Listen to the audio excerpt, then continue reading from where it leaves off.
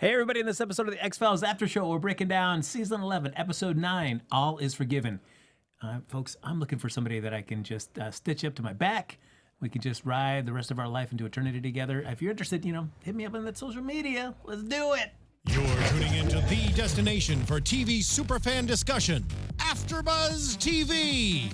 And now, let the buzz begin. Nothing lasts forever. Yep. Like November Rain. I don't even know where I am right now. Yeah. Hey everybody, welcome to the X-Files After Show. Look at that. We're live. We're live. There's a show happening. There's a show after. We were not prepared for this. No, that is right. Hey everybody, we're breaking down this episode of the X-Files, airing every Wednesday night here on Fox. Breaking it down, of course, Thursday until the season finale, which we'll talk about at the end of the episode. I'm one of Frank Moran. And I'm Lacretia Lyon, guys. I am Lex Michael. And I am Jim Frye, and I'm all grossed out. Look at that. So, folks, you can like us on Facebook, give us those 5 stars on iTunes, subscribe to the YouTube channel. Feel free to hop in the chat. Lucretia's got the computer up and running, so feel free to share your thoughts about X-Files in general or this episode in particular. Before we dive deep into the episode, though, just a few quick opinions about the episode in itself. What do you guys think? Well, I've been waiting now for several years for a piece of media to reflect in totality the depth of my feeling for Frank Moran, and I feel like this episode, the devotion of Barbara's cults, of her eternal youth cults, how absolutely worshipful they were and loving of everything that was her. Finally, I saw an episode of television where I went, it's me and it's Frank. That's it. I'm going home now. Would Bye. you be, just, let's be honest, Lex, would you be the one gentleman that pretty much, Harry carried himself there? Oh, yeah. I would be like, you have to let me. You have to let me. I would sing to you while you did that. Yeah. While everybody ate me. Yeah. Yeah. Yeah. That'd be rad. Just, carefully unpacked your contents of your body. Just brought them all out.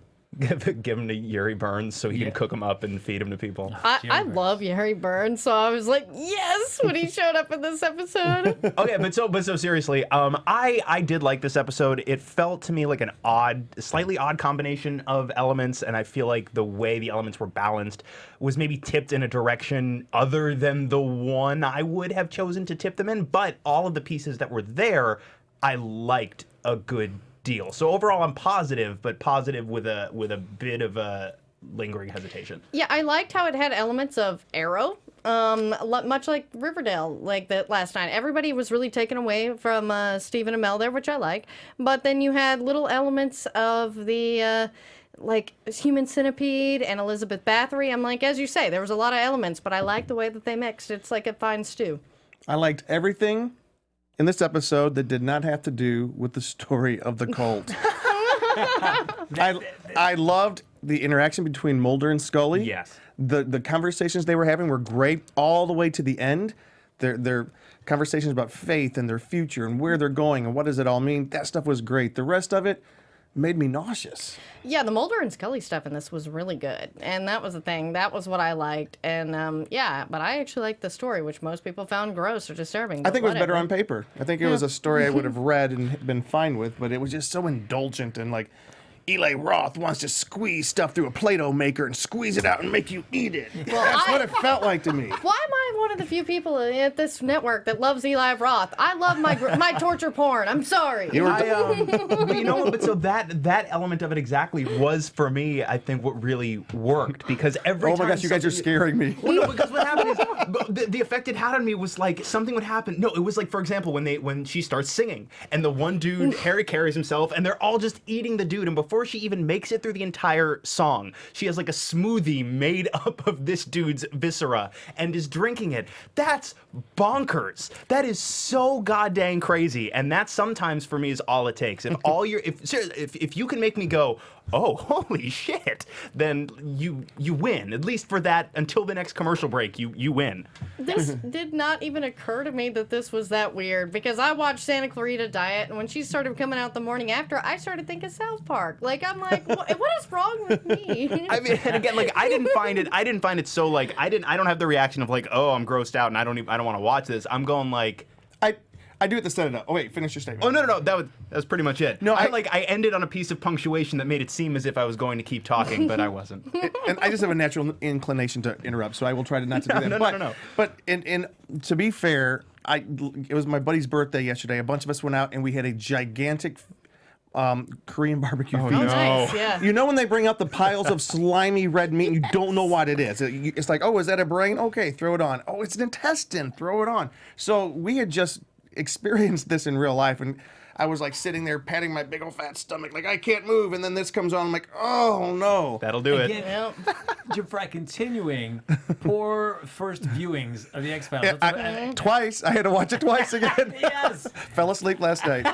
Well, Tanya Lindsay, our favorite fan here in the chat, she says, "Yay, I'm not the only one who was grossed out. Thank you, Jim." Yeah.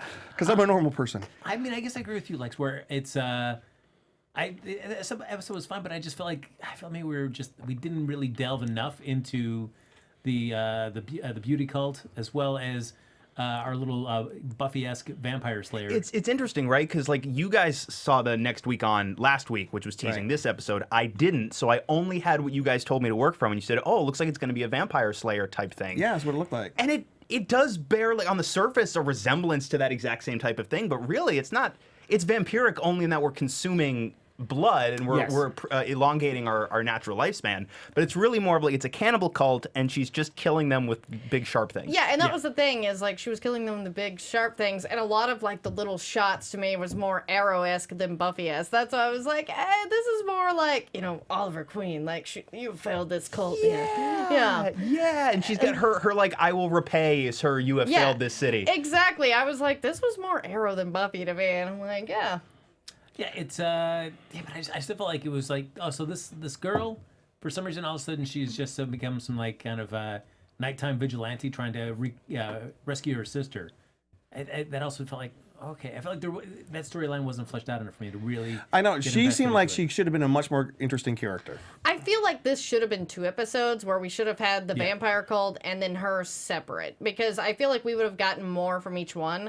Because I much found the vampire cult more interesting, but maybe her story would have mattered more if we'd had more time with her. Yeah, I feel like we were really trying to evenly balance between 3 big elements. One was her, Juliet, I believe is the character's name, was her journey in trying to save her sister. Part of it was the beauty cult, and then part of it was the Mulder and Scully of it all. And we keep addressing very briefly that like the interplay between the two of them, the moments between the two of them were excellent. But because we're spending so much of our time and energy trying to balance the other 2 massive parts of this episode, we don't end up getting to spend that much time in those moments with the 2 characters until really that last, in my opinion, an excellent final scene. Yeah. But especially given that this is quite possibly the penultimate episode of X-Files that there will ever be, the second to last episode of X-Files that ever will be. The whole time I was going, this is all fun. I'm having a good time with the rest of this stuff, but man, I wish we were sitting in those moments more. Yeah.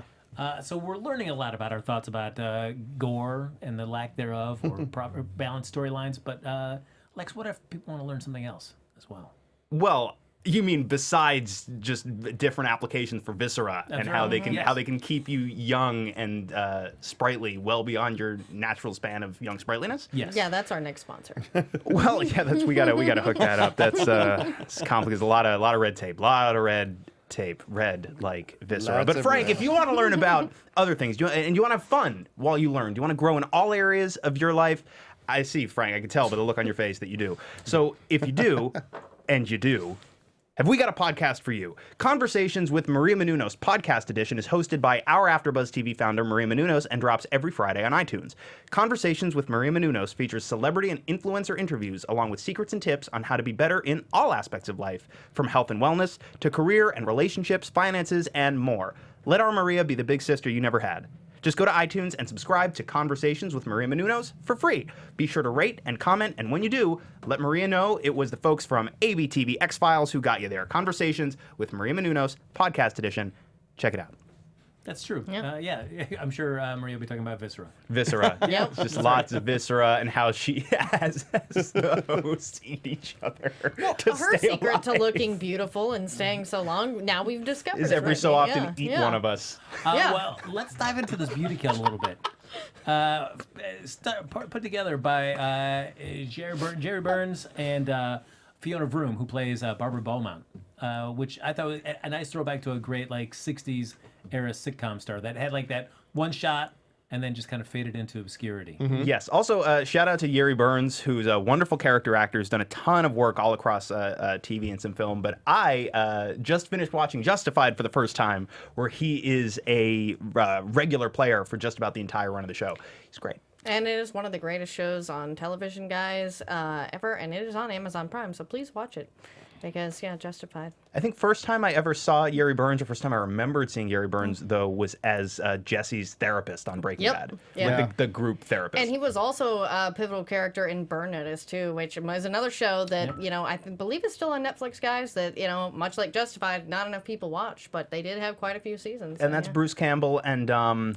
Jeffrey Donovan. It's the season 2 of Fargo, right? Yep. Yeah. Okay. Great. Good stuff. Well, welcome to your We Try and Place Actors from TV and Film after show. We're working on a title. It's a working title. I had a chance to interview Fiona last summer because she was in the Power Rangers movie. Oh, cool. Yeah, she played a bit part. She's like the alien that dies at the beginning of the movie, and then she's in the one with the Elizabeth Banks. Yeah. They fight to Kanye West Power Rangers. That's right. Yes. Okay. And she's also in the jewelry store that they go into later on in the episode. And Rita Same Repulsa character? goes into. Well, she's the same actress, but she played two different parts. Are we sure that they're two different parts? In the same movie? In the same movie. Well, one she was in heavy makeup, so you would never Okay, have okay. known it. She was all. She's if you've seen the movie, she's this green alien that just doesn't say a word, but she kind of crawls and then dies. So that was it. And then they gave her this other part. But she had talked about her huge love for Lucille Ball. Oh, okay. yeah. Yes, so she's a huge. You can fan see of that. Yeah, so to see her get a chance to kind of play something that kind of plays up and plays homage to that was kind of fun to see. Yeah. Yeah. Yeah. Yeah. Frank with the pool here. There you go. Yeah. Yes. Felt a little bit like Sunset Boulevard as well. Yeah. Oh, yeah. You know? Very much, especially when they first come to the apartment, they first find her just sort of wandering around by herself. I did enjoy that scene, although it was still creepy, but that scene was very well done. But I don't want to jump ahead. Oh no! Do you feel like you got enough info about how this beauty cult worked to fully understand it, or it's like, hey, it's just gross and it's creepy and it's weird, and we're just gonna ride that train, and we don't need to know a lot of. I feel like I was missing some key A elements. little bit of the former and a lot of the latter. It felt like we got just enough that if I really keep thinking about it, I can fill in some of the blanks for myself. But mostly it was just this is gross and weird, right? It's and gross. weird. We drink blood. We eat blood visceral smoothies. But then at the end, what's the guy's name? His character that was attached to the other girl, Yeah. Oh, Dr. Luvison? Yeah. Lewison, which apparently means like young man or something like that. But he explained it really quickly at the end. I'm doing this. I'm conquering diseases. I'm doing all this. I'm doing all this. And I'm like, okay, that's what you're doing. And That's right. We get his entire grand philosophy in this like 15-second info dump right towards the end. And that's what I liked, is at least they sort of explained what he was doing, and it had to do with the, Mulder and eating glasses and all these jokes about things. Like, That part I it liked. fit that. And that's why I liked the story, and that's why I feel like the Vigilante just didn't really add to it, but maybe they wanted to do another episode with that, and they just threw it in here. It didn't really feel- it was good, but it just didn't fit. And right, that could have been its a whole separate episode. Like, it didn't really need to figure into this story. And maybe if they hadn't gone the route of adding on this vigilante subplot, maybe Mulder and Scully could have been a little bit more actively involved in bringing this cult down instead of just being there. But here's my question, right? When they're attaching people to themselves, right? Like just back to back, right? Yep. It's like camel principle, essentially, right? Like they're just there so they can walk around with somebody else, and they're essentially feeding off of their resources they're while they a walk around with them. nutrient sponge. That's gross. Yeah, just gross. Miss Bubbles brings up a point that was about the cult. Were the members of the cult really ugly, or was it more like a Twilight Zone, Eye of the Beholder thing? So there was that little cult element of these were like normal-looking people, Yeah. not really deformed. Now, maybe people that had run away, I do see kind of like how cults prey on, and especially why there's so many out here, is people sort of looking for something, But yeah, they weren't actually ugly or deformed or anything looking for this beauty. I think they were meant to be young and beautiful. They were not that attractive because they never saw the light of day. They were hidden away, and they kind of just were just like laying around. But like when they had the scene of the guy who gave himself, up during the big song number. What's the song again? Morning After. Morning After. We had at the beginning of the show. Like, I don't think he was presented as an ugly person. When he opened up his shirt and he had 10-pack abs there, and like the camera zooms in. The whole point was youth is beautiful, and I'm going to get it, and then pooh, down he goes. I guess from what the doctor was explaining, that they had started the process of changing to whatever he and Barbara were, but they hadn't quite fully matured. So they're so as described, like you don't eat the seeds, you eat the fruits from. Oh, that was a good. Yeah. But I also just mentioned like that. That's the kind of thing I want to see a flashback. I want to know that first introduction to somebody that says like, "Hey, I got this idea. If we just eat a bunch of people's viscera, we can live forever." What? Huh? Okay. What I want to know Stress test anybody? is less. What I want to know is even less about that, the person who comes to that conclusion, and more about the mindset of the person who hears it and goes, "Yeah, that." I'm in. Yeah. That's our Hitler.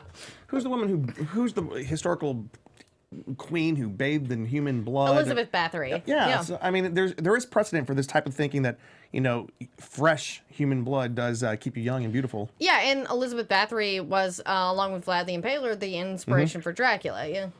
And they've done studies with mice where if they take a younger mouse blood and inject it into older mice, it does help them with the cognitive skills for a limited amount of time and stuff. They actually have done an experiment. Did you hear the centipede experiment where they put one mouse in the other mouth? It's called what? Heterochronic parabiosis. It's a real thing. Huh. Yeah, where one mouse helps the other one get better. Yeah, Lex and I are gonna do that after the show. Yeah, I'm gonna take Frank's blood. I'm gonna eat Frank's liver. Well, Lex, you're the youngest one here, so maybe I'm gonna we should eat, and I'm gonna know more about comics because I ate Frank's liver. I'm gonna be able to tell you all about the new gods. It is interesting because we see that we see Olivia's photo that her mom saying a prayer to, and it looks like maybe she has just some acne. And it seems like her mouth is distorted, but I think that's just her being silly in the photo. It's not like, I don't think it's any kind of really kind of like physical deformity. But it just seems like she has some bad acne, and that was it. But that was enough for her to go like, I need to look beautiful. By the way, I heard about this, which it does make me interested about this cult, that they stayed on this apartment building in the darkness pretty much. Like, how often are they getting out where they can actually actively recruit people? Well, yeah, because that is the thing, is like, what's the point of being pretty, too, if you're not taking pictures and putting them on the internet nowadays? I mean, or going outside and showing everybody.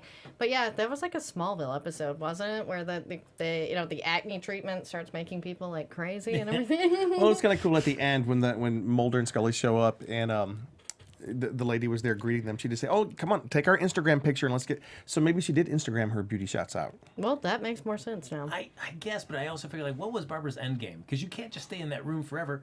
Like, she's probably not going to want to go out on a set if she's so worried about the sensitivity to light. It would also be really difficult for her to, because if she was a public figure at a certain point, eventually, if she became one again, somebody would go, "Hey, you were on the, and you look." Wait a minute. Yep. So I don't really know but she's essentially she's willfully gone mad is what it seems like. There's no real conceived end game in her mind so much as young and beautiful forever, young and beautiful forever. It's not about if I stay young and beautiful forever, I'll have my career and my life back. It's not even I don't think the thought process extends that far. Well, she was running lines, which she's just basically mouthing her own. What do you think she was was she planning a comeback?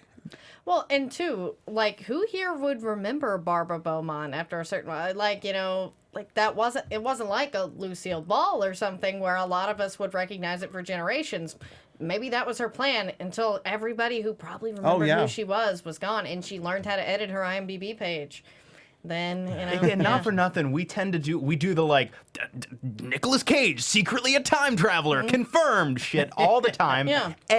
And we have a cultural memory now of about 5 seconds, so it's entirely possible. Actually, right now, she might be able to get away with it. Well, because you look at, say Helen Mirren when she was young looks almost identical to Jennifer Lawrence, or Nicole Brown Simpson, R.I.P. looks like Megyn Kelly. Like, I looked at I saw a picture, I was like, is that Megyn Kelly? And that was who it was. You're like, no. I mean, so some people, maybe there is this. You could be like, oh no, I just look like that person. And it works. But short version, I think it has more to do with being crazy pants than it has to do with actually thinking that she's going to have some type of career resurgence. Yeah. Her quick poll. What did you think of her singing voice? I thought that song was like, whew, it was rough. It's not my favorite tune, which is more to do with the song than with her. Yeah. I don't know. Have you ever heard a version of that song where you were like, I get it now, this song is the shit? It's from the Poseidon Adventure, Yes. right? From I 1972. think like that version's alright. Like, yeah, I think the version that she says, "Oh, mine," and people say mine is better. I'm like, I don't know what those people are. I couldn't enjoy it, especially with the liver smoothie. That when she was drinking it, I was having a hard time. It was great. I just, I really, because it seems so weird that this, and I guess we have to accept that, because sometimes with the X-Files, there's some ambiguity. Mm-hmm. But I guess from what we've seen, and we're seeing TV shows from her played from the 60s, so we have to assume that this process has worked.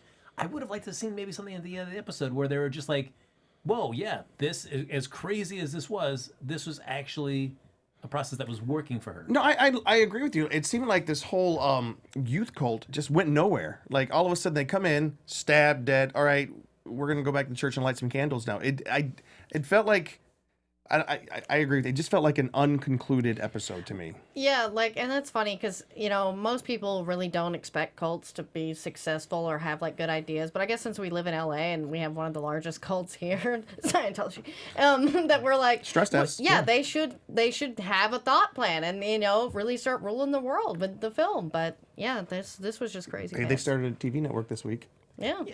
I mean, do you honestly think this cult in any way was trying to make any of these people successful in trying to stave off the age, or it was just basically just a feeder system? Feeder for her. For Barbara. Yeah. That was it. Yeah, and I think everyone involved had some degree of insanity. Like, again, I don't think Barbara had any real fixation or intention beyond stay young so that I can be an actress, I can be an entertainer, all of it.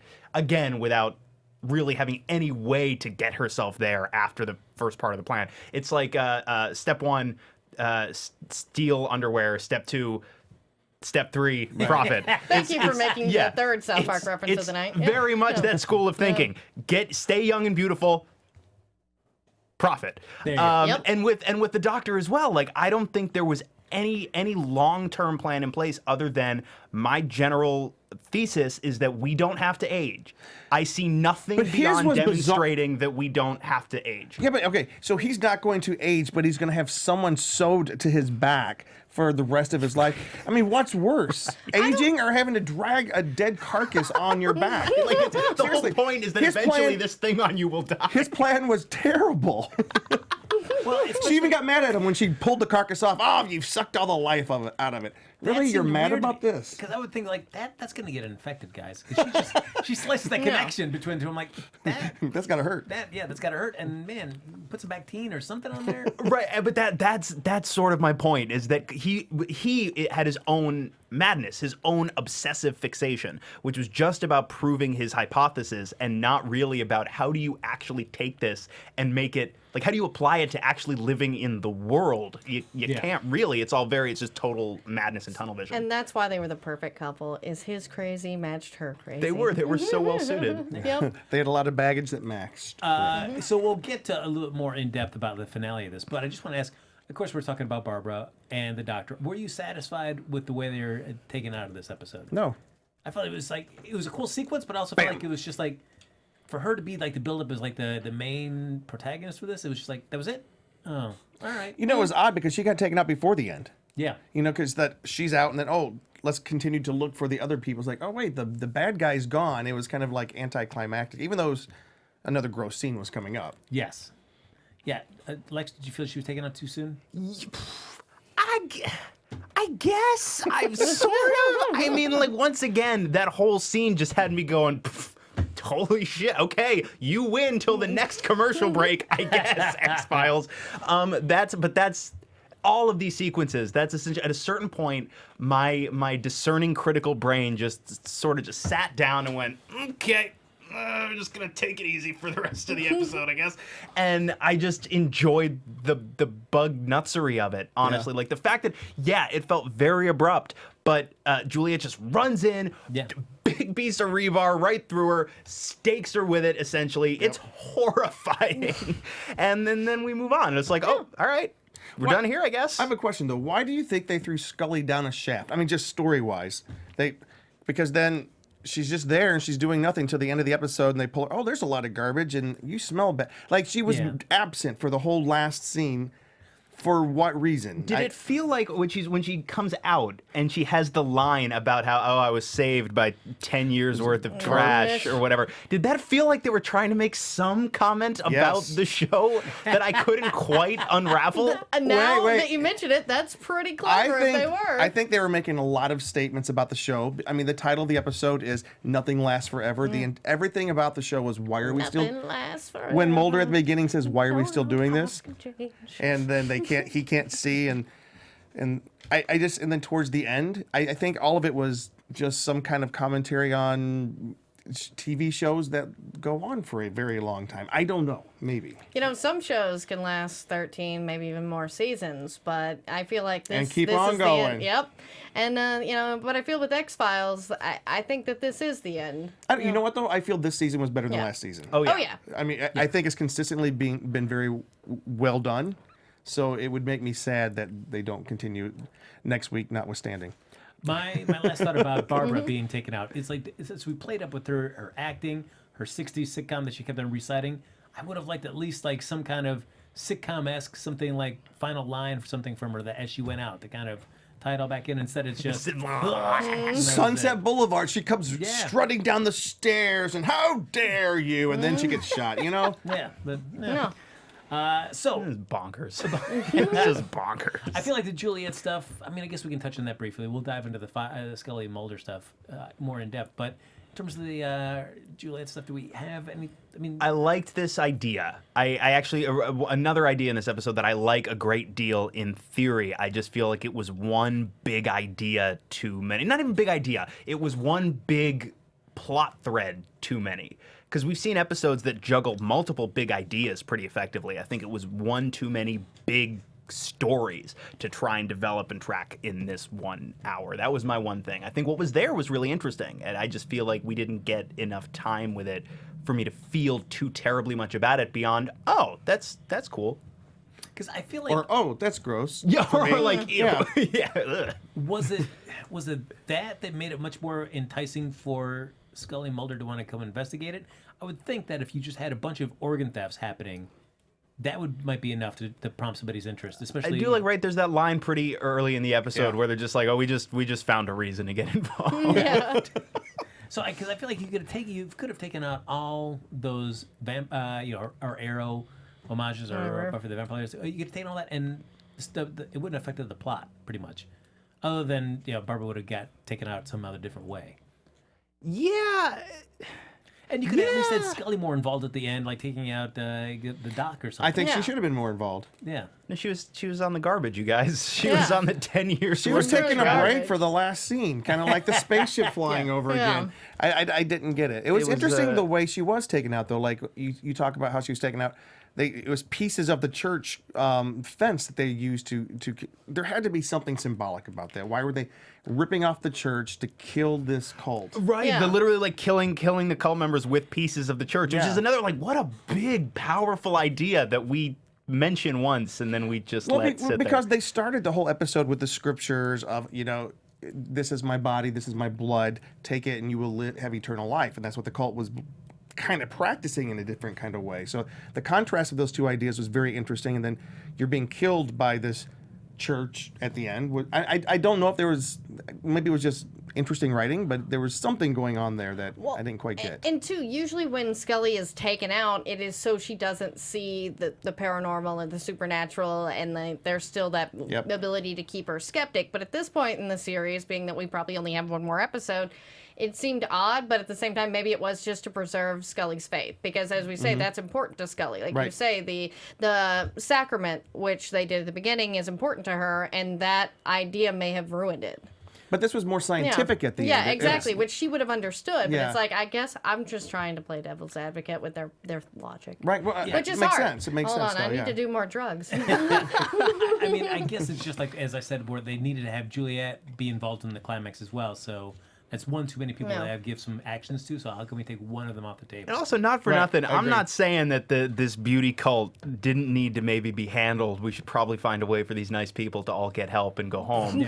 But ostensibly, there wasn't really anything supernatural happening as such. This is just, you know, it's out there science, It's crazy. but it's crazy out there science. It's like the second movie a little bit. Yes. Yeah. But it seems to be that there was nothing really supernatural happening. So even though it was a bad thing that probably needed to be addressed, in a world where nothing supernatural is actually taking place, Juliet is actually just an incredibly dangerously crazy person who also, like, at the very end, I'm glad that she herself had this moment of, yeah, I'm gonna go to jail. Yeah. I'm just gonna, you know what? I do murders and stuff. Like, I don't regret doing the murders, but I should probably be in prison. It's cool. I'm gonna go to heaven. It's fine. We're good. Yeah, and I kind of liked that, like, aha moment with her, because as much as I love Dexter, I mean, and two, he really did only kill really bad people. You know, if we had a real vigilante, they would probably not be as careful as Dexter, because they're not in Miami, where there's a lot of serial killers, I guess.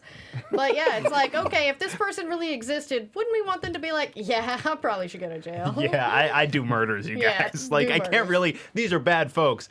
It's still murder. So, Yeah. like, I do like, even though Juliet does all this and does manage to save her sister, the poor mom, like, nothing's better in her life by the end of the episode. She's just crying now over Juliet's photo. Yeah. One daughter to the next. yeah, just swapped them out, That essentially. was it. But regardless, I still think that the actual shooting of the sequence of Scully getting pushed into the dumbwaiter big shoot was actually cool. Yeah. I was like, all right, that It was very jarring to see her go down that shaft, and for half a second I went, This is it. I know she's not gonna die, Yeah. but like, can you imagine? Like, because if this is your job, right? Obviously, they're on a TV show, so if they were going to kill one of the regulars on this show, they'd build up to it. There'd be story things that led into it. It wouldn't be so abrupt and banal, essentially. But can you imagine if this was your job? If this was really your job in your life? No matter how many years you've been doing it, no matter how dramatic or big or larger than life your case is, this could be the one where somebody who eats viscera throws you down a garbage chute and you're dead. Well, I did like how Mulder was just so... He never got that worked up. He was like, oh, Scully, but then after that, he never got, like, worked No. up. It's Because like, he oh, knows he did the same Yeah. mental math that I just did. He was like, nah, He's like, this is not going to be the one where they throw her down a garbage chute and she's Yeah. dead. There's 10 years worth of garbage down there, obviously. What was in those garbage bags? Have you thought about that? And I liked that she used her medical degree to carbon date the garbage while she was down there, so she knows it is 10-year-old garbage. She had a lot of time down there. She was just like, you know, feeling it out.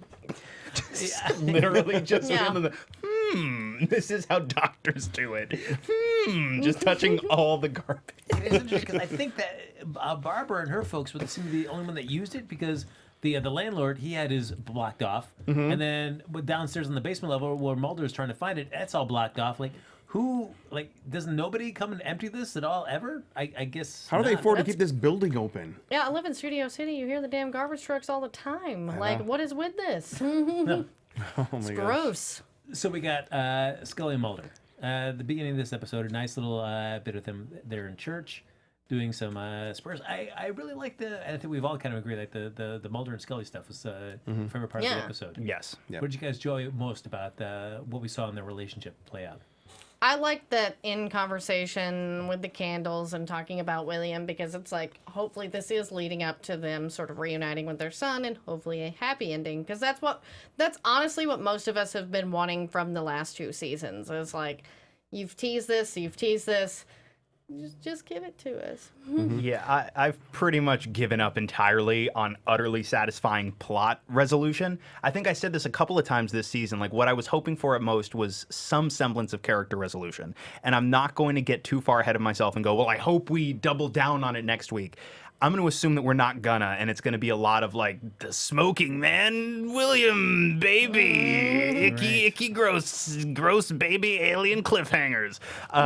But so in a world where I'm calibrating my brain that way, I was very, very, very happy with where we left them in that final scene. Mulder expressing not regret, but the line that he has to Scully. It's like, if you had just left the office that day, the day that haunting. the day that we met, and would your life be better? Would there be less misery in your life? And she says, no, I wouldn't give any of it back. And I love the pause. I love that we don't hear what she says to him, but that it reaffirms that, like, no, I don't regret any of it. We're here, we're together, and whatever this next step is that Scully alludes to, she wants to take it together. And Mulder, without saying too much after that, you can see he registers what it means for her, for him, for the two of them together, and that's what it is. Like, that's what. And what is it that he says?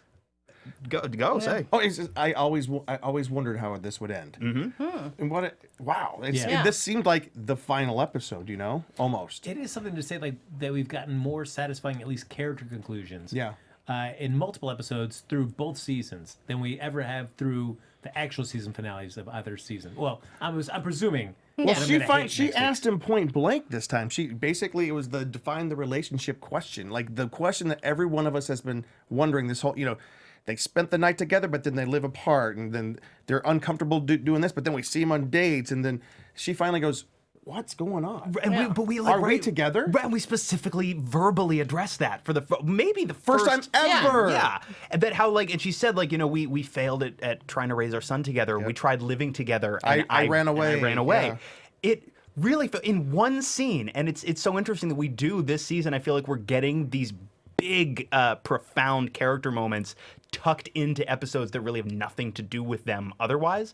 But it felt, it was just every bit of what I was hoping to see from just a final note of resolution, because we know the show, the very last episode of season 11 isn't going to be the two of them getting into a tiff and stomping off and never speaking to each other again. You know what I mean? And what's cool is, like, it started with, I want to believe. And one of his final statements is, I believe because you believe. Like, yes.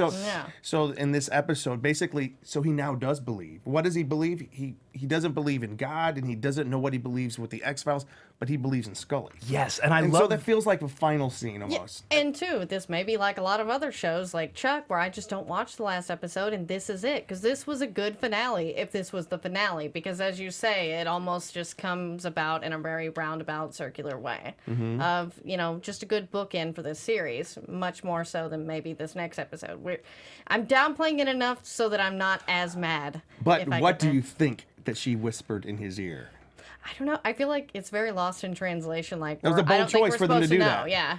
Did she ask him to marry her? She goes, not my Luke Skywalker. Way to ruin it. A lot of people, like our friend Elise Wax at Sci-Fi Wire, are speculating that Scully's pregnant. So she talked about that on here and in her blog. It's not another episode, secret smoking man baby, is it? No, that's from when they were in the hotel. And they hooked up. Smoking man babies. Yeah. They come out with cigarettes. Oh. It's just Smoking gross. baby. Yeah. No one understands. That would be very cool. Not that. Yeah. Like the sounds smoking horrifying. baby. So I'm a few steps behind. I'm processing the Scully being pregnancy. pregnant with Mulder's baby for Awful sure. for everyone. I got stuck on that. Yeah. About Mulder's, because I did like his speech. Like, sometimes I wonder if you'd left that basement office before I needed glasses. Yet if you go back to the first The episode, pilot, isn't he wearing he's glasses? wearing glasses. Yes. Like, come on, Fox, get it together. So I think because too, most pilots, they kind of decide to change the character a little bit after, and like he was supposed to be more nerdy, I think, and that's what they talk about. Or what if he was? I know it was like maybe a decade early for this look necessarily, but maybe he was doing the hipster thing where he was wearing them because he thought they made him look cooler. Don't ruin Mulder for me and say he invented hipsters. He was the proto hipster. But man. you know what's cool though? It wasn't the because he Not my timeline. Part of his part of his speech was you would have been happier. You would have married the surgeon, right? Yeah. You'd have married the surgeon, had a lot of babies. You would have been Kirsch's boss. I think I love that line, but I think in the pilot they cut it out. Originally, she was dating a surgeon. I'm probably wrong in that, but they cut it out because they didn't want her to be encumbered with a relationship. But they originally filmed Scully dating a doctor. So interesting. That's cool. That's a nice little nod back to that stuff then. Another thing, just because it's like a sidestep slightly, but part of the same scene, was I really liked. I thought it was very, very wonderful, Scully's story about how she finally came to like cement her belief in the divine. Yes. It was like everybody was praying for Charlie to get better, and she stopped and started praying for a puppy. And when both things came to pass, it was like, that's it, Team God. That's right. Well, I will say, like, love it. it is funny how, like, that's why I believe in God, was because when I prayed for a dog and I got the dog I wanted, like, it's like, that is a very little girl thing to do. It's like, I prayed for a doggy, and like they first had said they gave her away, but then people brought her back because she ruined their garden, and we're like, we don't care about that. We'll take that dog. Oh, and even a further sidestep outside of this scene, but just something I wanted to hit really quickly because I'll forget if I don't.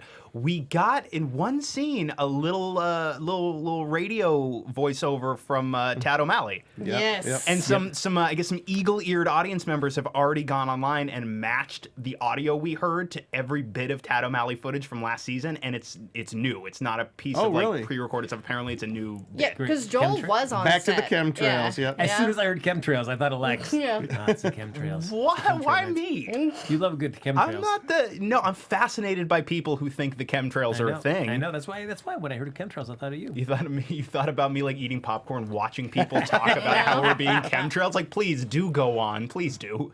I do like how Mulder kind of basically boils down his relationship to reason, faith, and harmony. Yes. I thought it was like the very nice kind of the triumvirate of their relationship. Mm-hmm. But I also like Scully saying that she's always admired or she envies Mulder's sense of true north. Where no matter I love that Yeah. line. Yeah. Can I tell you something that cracked me up though? The scene when they're finally arriving at the apartment where the cult lives, and it's like, wow, that was such a good idea that you had, Scully, to put the tracker into the body parts that were going and to to be get them stolen. to lower their security so that we could have it stolen. The worst writing of the season, but they just had to get it in there. How else do we find it? I love it. It's a great way. It's like, well, it would be an expensive sequence. It would be tough logistically. It would probably make the episode run long. But just two sentences. Maybe they were Yeah. making fun of themselves. a So, little well, bit. I sure am glad we terraformed Mars. It's that Legends logic. We just need a line so Yeah. that we know, and then we're good. Yep. Now, Jim, I know you were mentioning earlier, and I liked it too, was just all of Mulder's actions with his glasses. Mm-hmm. Just thought that was a nice bit of business for him to have throughout the episode. Just the Remember when he goes, "Did you get a haircut?" Yeah, that was our favorite bit. She's like, seriously, you're just now noticing? Oh my gosh, that was. I just really like the way they really contrasted these agents, Mulder and Scully, still chasing after the mysteries after all these years. And what was interesting is I wasn't raised Catholic, but I think when you light the candles, is it for someone who has died? Yeah, it is a prayer candle, so it doesn't necessarily have to be death, but it Okay. could just be, say a prayer. Because he yeah. lit a. I was wondering if Yeah. it was symbolic when he was lighting a candle. Was that for his sister? I don't know. I was just They thinking. both got some dead folks, right? He's Yeah. got sister, Yeah. 2 parents. She's got Everybody. a sister, 2 parents. It was just symbolic. Queequeg. Alex Aw. Krycek maybe gets a candle. The lone gunman. But it did. Yeah. Lone gunmen are not dead. I will not believe it. The well-manicured man, Martin Landau, yes. I think, got blown up in that car in the Yep. movie. Yeah. Amanda Pete's character from the yeah. second movie. Oh, I That forgot was about sad. her. I liked her. The agent, what's his name, Pendrell, died on the show at one point. They know a lot of dead folks. Well, I did like them at the beginning just to see how either other people in the FBI or other just law enforcement agencies react when Mulder and Scully show up in a scene. Like, we've heard about you guys. You come in They're and like, you turn things upside down. And he just immediately just out saying, well, it's probably this cross. The wood, same 3 types of wood used in the cross for Jesus. They're like, okay, we're gonna see you later. You can have it. We're out of here. We're not even we gonna don't fight want you to in this deal one. with this bullshit. I love it. It is nice to know they could just go into a crime scene and know exactly just how to drive everybody else away. It's like, yep, it's now ours. Great. No worries, guys. And the look that Scully gives is like, there you go. That and at least her having fun with it too and yelling out gout. Oh, I loved it. Gout. Loved it. Out. So next week is the season finale. It is My Struggle 4, the one that Jim has been waiting for. Yes, I can't wait. Guys, I guess we'll just do some quick predictions of at least what we hope for. And What now, we might your actually get. AfterBuzz TV predictions. I predict Lacretia will curse out Chris Carter on this very show next week. That's a pretty good prediction because there's like 83% chance of that happening. I'm saying, yeah. All right. Honestly, do you? I mean, I know how I'm feeling, but does anybody feel that they're going to walk away from the season finale even remotely satisfied? Even I, who like mythology episodes, I'm not hopeful about next week, which might mean that I'm gonna like it because my expectations are so low. Right. Yeah, that's the thing is my expectations are pretty low, and if they want to slip in shirtless Duchovny and Tad O'Malley, I'm like, okay, like I could maybe get it a little bit higher in points. Bring just back the because red swimsuit. It's like super True Blood. It was crap the finale, but you're like, oh well, Eric got naked. That gives it 1 point. They resolve all the mythology stuff in the first 10 minutes. Smoking Man is like, I was just kidding. I'm not William's father. Gross. Yeah, that's what I need. And then it's just like, it takes a puff through his throat hole. Oh. Let's go home. And then Mr. Y and like Barbara Hershey just pile into a car and they start blasting like yin yang twins and they drive off into the sunset. And Mulder and Scully are reunited with William. Big happy family, tears. This is all first 10 minutes. Yeah. Skinner's there. It's like, hey buddy, where have you been? And he growls or something. And then the last 35 minutes of the episode is just Mulder and Tad O'Malley in Speedos like KY wrestling for all right. 35 minutes. Well, that's probably better than what we get next week. I mean, like you had me until the KY wrestling. Yeah, I need a little bit of See, Bigfoot. this is why I watch need some Lucifer, Bigfoot. is they Bigfoot- actually do that. Bigfoot's the referee. I'm all good. Yes. Done. Yeah. So I guess the biggest thing is William's paternity. We've always thought it was Mulder's, but now we got from My Struggle 3 that it was a cigarette smoking man as the father. If this sticks, I sure hope there's a metaphor. how irritated will you be? And with the fact that if they revealed that Scully was actually pregnant, would that alleviate any of your misery about this this plot decision? No. No, they have to resolve it. I don't even know which part of that I'm responding to. No. Just no. It's no. just like when we found out that Mulder's sister had been killed by a child killer and she had never been abducted. That's how I feel about the baby not being his. Yeah. It's miserable. Yeah. Like, I feel like not having the question answered would make me feel less icky in my soul than having that be the answer to the question. I hope that they know that most people probably wouldn't love that. But who knows, man? I'm holding on to the end of this episode. Honestly, like, that's the thing, right? Worst thing that could happen is I go, all right, I did not like this final episode, but I can, in my brain, if I had to, ignore the 4-part My Struggle completely and savor what we got this year that really works, and consider that the final note from this episode is the final statement on the series, because it very well could be. No matter what happens next week, I think we got our very effective, very beautiful final moment between the two of them, and that's agree. what I'll sit in. Yeah, and that's what I'll say is at least all of the episodes outside of the 4-part My Struggle with these last 2 seasons have been really good. And if this was it and that one's crap, I can live with it and I might not get as drunk. We'll find out how drunk Lacretia gets next week. It's going to be a different time. We're going to be back here Wednesday night at 8 p.m. Pacific time, breaking down the season finale of this episode of The X-Files. Change of venue, change of night, change of time due to some other conflicts. So Plus, we want to be on the night that it happens. that's right. So we're going to be right there with all our thoughts and instant speculation and analysis. So check us out Wednesday night, 8 p.m. Pacific time. Until then, folks, thanks for liking us, watching the show. Like us on Facebook. Give us those 5 stars on iTunes. Subscribe to the YouTube channel. Feel free for hopping in the chat. And if you want to continue, feel free to hop in the chat. You can. We're over, but feel free. I'll talk to you. Yeah, that's true. But if you want to connect with any of us after the show's over, Jim, where can they find you? You can find me at Con Guy Jim. I'm the managing editor of theconguy.com. And also find me this coming Monday night. We're going to be doing an episode on The Con Guy Show here on the Popcorn Talk Network, all about WonderCon, which is going to be fun if you're here in Southern California. Cool. I am Lex Michael. I'm all over social media at the Lex Michael. I also do a podcast with Tari J. Miller called Missing Out, where we talk about art, media, culture, experiences, why these things resonate with us the way that they do. It's the retrospective that's introspective, and you can find it wherever podcasts are found: iTunes, Stitcher, Google Play, Podbean, and on Twitter at Missing Outcast. Come check it out. We love doing it, and we love you too. And isn't love grand? Yeah. Mwah. All right, and I'm Lacretia Lyon, guys. You can always find me at LACRETIALYON anywhere on the internet, since there is only one. I too have a podcast. It's called Mrs. Brightside. It's where the glass is always half full. I like to be happy about things sometimes when I don't love gross stuff. But actually, this week I talk about gross stuff, because it's the bright side of horror. But yeah, you can find that again where Missing Out is found. And 2, I have the Red Room Horror Show, which can be found on YouTube as well as in podcast format on all of those fun little things. Yeah. I've never known happiness, and I never will. Follow me on Twitter and Instagram at HappyGoJackie. Folks, we'll see you back here next Wednesday night at 8 p.m. for the season finale of the X-Files After Show right here on AfterBuzz TV. From executive producers Maria Menounos, Kevin Undergaro, Phil Svitek, and the entire AfterBuzz TV staff, we would like to thank you for listening to the AfterBuzz TV network. To watch or listen to other after shows and post comments or questions, be sure to visit AfterBuzzTV.com. I'm Sir Richard Wentworth, and this has been a presentation of AfterBuzz TV. Gout off. The views expressed herein are those of the hosts only and do not necessarily reflect the views of AfterBuzz TV or its owners or principals.